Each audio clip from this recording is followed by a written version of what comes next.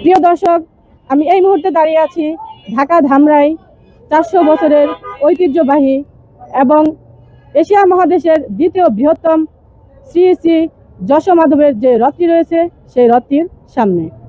আমরা যদি আপনাদেরকে একটু ঘুরিয়ে দেখাই, এই রথটিকে সুন্দরভাবে সুসজ্জিত করার জন্য কারিগররা তাদের নিপুণ হাতের ছোঁয়ায় অনেক সুন্দর করে সাজিয়ে গুছিয়ে এর সৌন্দর্য আরো ফুটিয়ে তুলেছে। আগামী 16ই জুলাই রথযাত্রাটি শুরু হতে যাচ্ছে।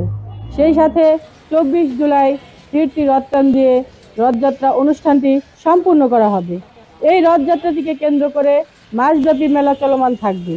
এই রথযাত্রাটিকে ঘিরে বিভিন্ন জায়গা থেকে মেলায় অংশ নিতে দূর দূরান্ত থেকে লাখো লাখো মানুষের সমাগম হবে।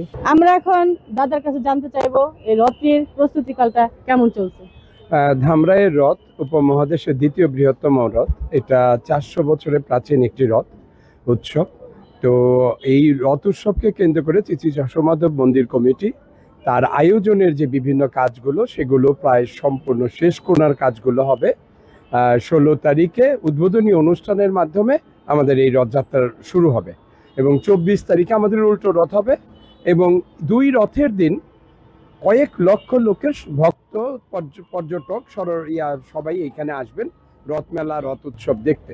আর তারপরে মাসব্যাপী যে মেলা চলবে তখন তো হাজার হাজার লক্ষ লক্ষ লোক থাকবে। ধন্যবাদ আপনাকে। ধন্যবাদ।